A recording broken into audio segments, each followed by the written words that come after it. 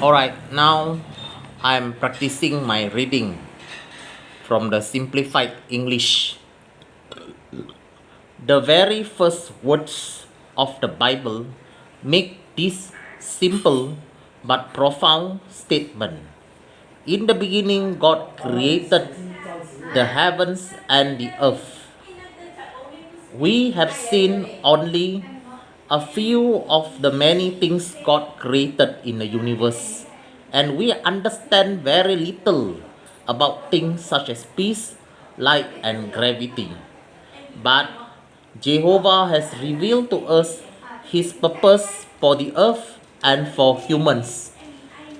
He created humans in His image and wanted them to enjoy living on earth.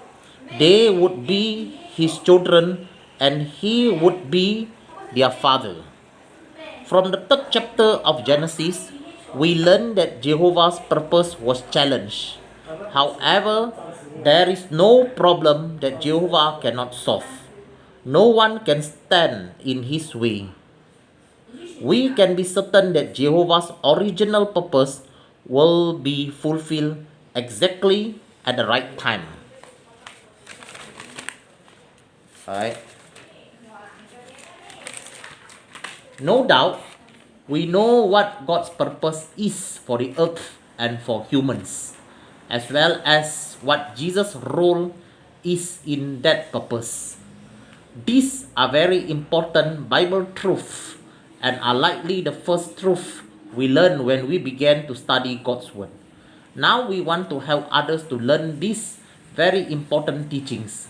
We have a special opportunity to do so during this time of the year when we are inviting people to attend the memorial of Christ's death.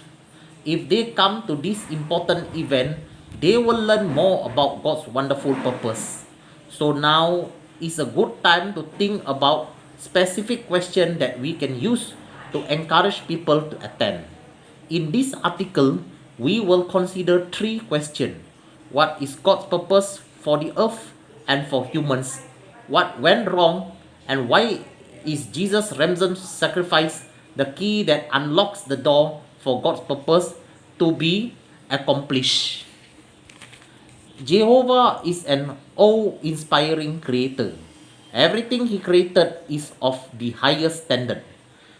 What can we learn from the beauty and order we see in creation? We learn that all the things Jehovah created, from the smallest to the largest, are beneficial.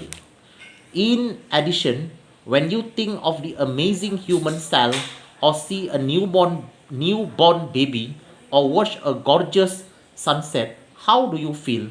We admire this thing because Jehovah created us with the ability to know what is truly beautiful. Jehovah carefully set boundaries for all of His creation. He made laws in nature. He made moral law. He made this law so that everything in the universe would work well together. All things in the universe have an assigned place and function. For example, the law of gravity keeps the atmosphere close to the earth and it controls the ocean and tides. Without gravity, life on earth would not be possible. The boundaries that Jehovah set in nature result in perfect order in the universe. This shows that He has a purpose for the earth and for human. In our ministry, we can help others to get to know the Creator of this amazing universe. Jehovah's purpose was for human to live forever on earth. He is a generous and He gave Adam and Eve a variety of precious gifts.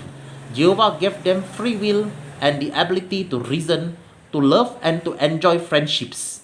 The Creator spoke to Adam and instructed him on how to do what is good. Adam also learned how to take care of himself, the animals, and the land.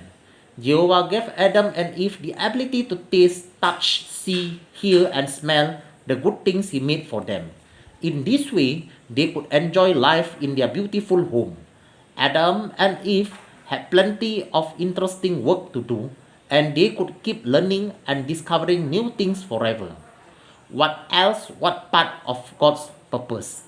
Jehovah gave Adam and Eve the ability to have perfect children, and their children would also have children until humans fill the whole earth. Jehovah wanted parents to love their children just as he loved his first perfect human children, Adam and Eve. He gave the human family the earth and all the precious and beautiful things on it. This would be their home, and it would never be taken away from them. Things did not immediately work out as Jehovah wanted. What happened? Jehovah gave Adam and Eve a simple law so that they would know the limits of their freedom. He said, "From every tree of the garden you may eat to satisfaction, but as for the tree of the knowledge of good and bad, you must not eat from it. For in the day you eat from it, you will certainly die."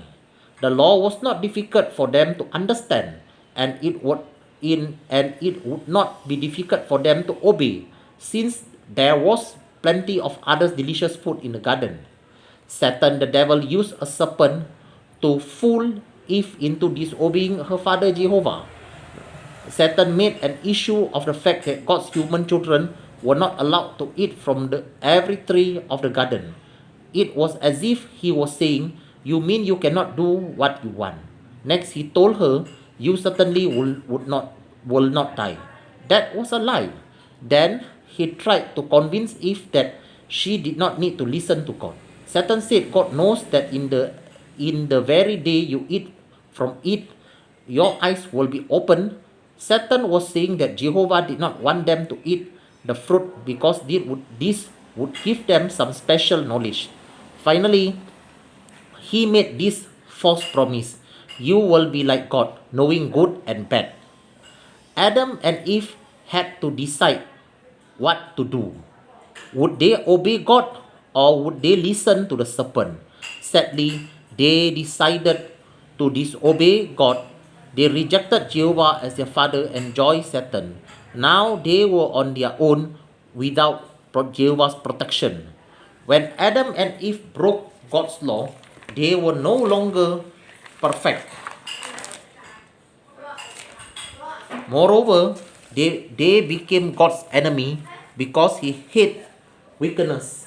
His eyes are too pure to look on what is evil. If Jehovah had done nothing about Adam and Eve's sin, the well-being of all his creation would have been threatened. Both angel and human would have wondered whether they could depend on his word. But Jehovah is faithful to his own standard. He never violates them. Although Adam and Eve had free will, they could not avoid the consequences of rebelling against Jehovah. They eventually died and returned to the dust from which they were created. When Adam and Eve ate of the fruit, Jehovah could no longer accept them as part of his family. He sent them out of the Garden of Eden, and they could never return there. Jehovah made them face the consequences of their decision. As a result, they could no longer imitate Jehovah's quality perfectly. Adam lost a marvelous future not only for himself but also for his children. He could give his children only imperfection, sin, and death. Adam took away from them the opportunity to live forever. Adam and Eve could not have a perfect child, and their children could not have perfect children. Ever since Satan turned Adam and Eve against God, the devil has tried to influence all humans to do the same. Jehovah still loves humans. Although Adam and Eve had left him, he still wanted humans to have a good relationship with him, and he did not want any of them to die. So, God immediately made arrangements so that humans could have a friendship with him again. How could he do this without going against his own standards? Let us see. Alright. I will continue later. This is only until paragraph number 13. Paragraph number 13. I will continue then. Alright, thank you.